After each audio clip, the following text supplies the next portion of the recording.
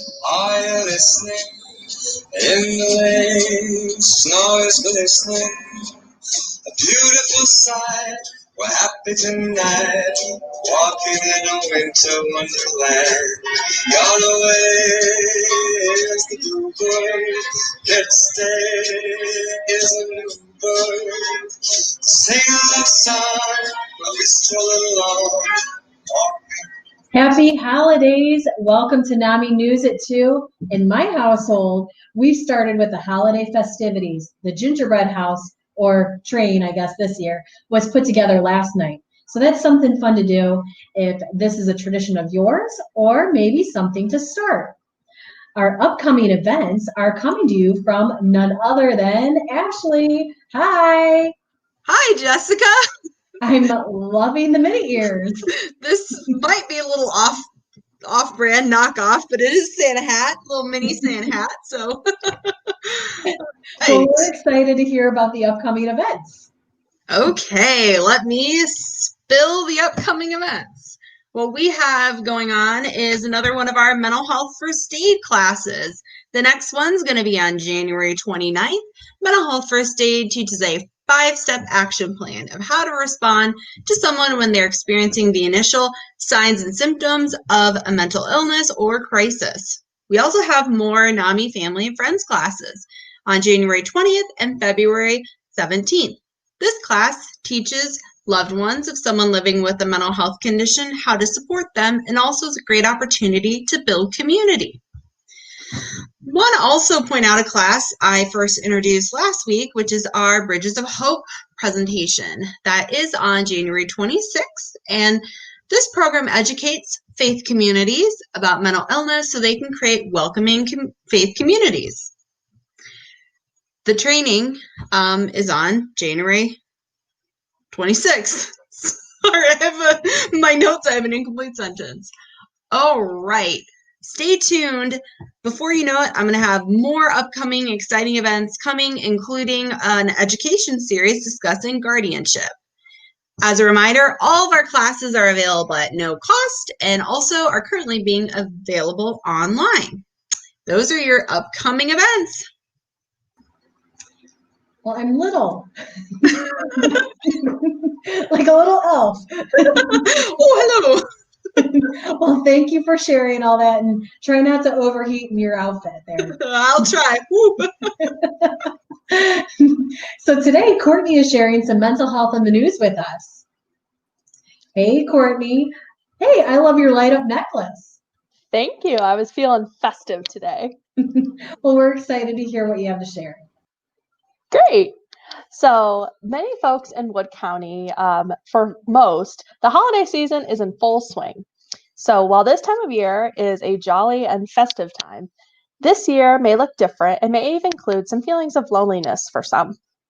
With our state's guidelines and orders in place, many Ohioans are struggling with how to create these holiday memories and foster togetherness without spreading the virus. This may be especially difficult for the elderly population, since many of those folks are more susceptible to illness, as well as children and young adults up to age 22 are often known as silent spreaders. Research has also found that depression and anxiety have nearly tripled in the US since the start of this pandemic, which could be attributed to feelings of apprehensiveness and worry. So with this in mind, your holiday may look a little different this year, and we want to offer some tips and advice on how to combat these hard feelings during this season. First off, take advantage of technology. Many of us may be exhausted with Zoom or FaceTime, but this is a great time to change up those calls. Maybe dress up in a fun holiday outfit, or you could host a Secret Santa gift exchange. You can even still play traditional games over a video call. Taking a moment to connect with someone and sharing interests or fond memories can help remind us of the good times and what makes us happy, regardless if it's virtual. Second, practice self-care. We share many great self-care tips on NAMI News, and we hope you take advantage of these many great ways that you can practice this. Remember that self-care looks different for everyone, so it's important to find what's best for you. It's also important to stay attuned to how you're feeling, including mentally and physically. Exercise, eating healthy, and finding ways to relax is a great way to start a self-care plan.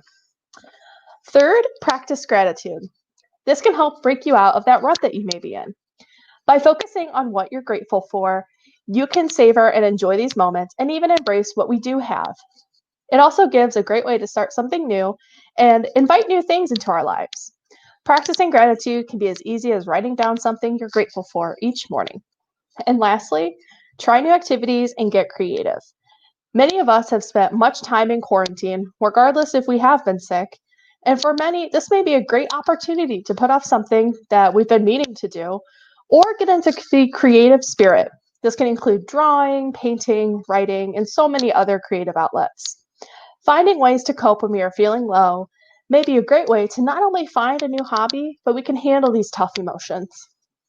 Overall, many of us have been struggling with this pandemic, according to many statistics and many stories that we've heard. It is important to know that this time is not forever and that this will eventually pass. And if you're in need of assistance with any mental health needs, you can call the local numbers that are scrolling down on the screen. Help us here. Back to you, Jessica. Well, thanks, Candy Cane Court. I'm glad we talked about this. This topic was actually brought up at the end of last week's news briefs, and we weren't really able to talk about it in any great detail, but I'm glad we were able to expand today. Yes. Santa Bree is in the house and hosting our Did You Know section. Hey, how are you, Bree? Good, Jolly Jessica. Well, we're excited to hear what you have to share. I'm excited to share. So we've talked a little bit about Hanukkah last week, and then we'll talk about Christmas a little bit later, the month. But we have lots of holidays, and one of them is Kwanzaa. So Kwanzaa is going to be coming up on the 26th of December and spans over a 7-night period. The name Kwanzaa comes from the phrase that means first fruits in Swahili. Each family celebrates Kwanzaa in their own way, but celebrations often can include songs and dances, African drums, storytelling, poetry reading, and a large traditional meal. On each of the 7 nights, the family gathers and a child lights one of the candles on the kinara, the candle holder. Then one of the 7 principles is discussed. The principles are values of African culture, which contribute to building and reinforcing community among African Americans. Kwanzaa also has 7 basic symbols which represent values and concepts reflective of African culture. An African feast called a Karamu is held on December 31st, the 6th day of the Kwanzaa period. If you are interested in knowing more about these principles and symbols and their importance during Kwanzaa, click the link in the comments that links to history.com. Back to you, Jessica. Thank you for sharing all that information with us, Bree. No problem. Our self-care is shared from Snow Schmidt Shari. Hi. Hi. So Courtney had touched on loneliness. I'm going to talk about a few steps that you can do to help yourself during this time. Loneliness can affect anyone at any time and at any age. First, we need to acknowledge your feelings of loneliness. Realize how you feel and the impact it has had on your life. Reach out to a counselor or a therapist. Social media can help with loneliness by connecting with others to play games, socialize, and even online dating. Also know when it is time for you to disengage from the online world. Social media can also trigger feelings of being left out. There are many clubs you can join online, for example, an online book club. Most importantly, practice that self-care, exercise, sunshine, healthy diet, and proper amount of sleep. Have a great day, and back to you, Jessica. Thanks for the tips. I really appreciate it. So that's it for today's Tuesday at 2. Until next Tuesday, thank you for watching. Bye, everybody. Bye. Just say I'm the single man, but you do stop when you're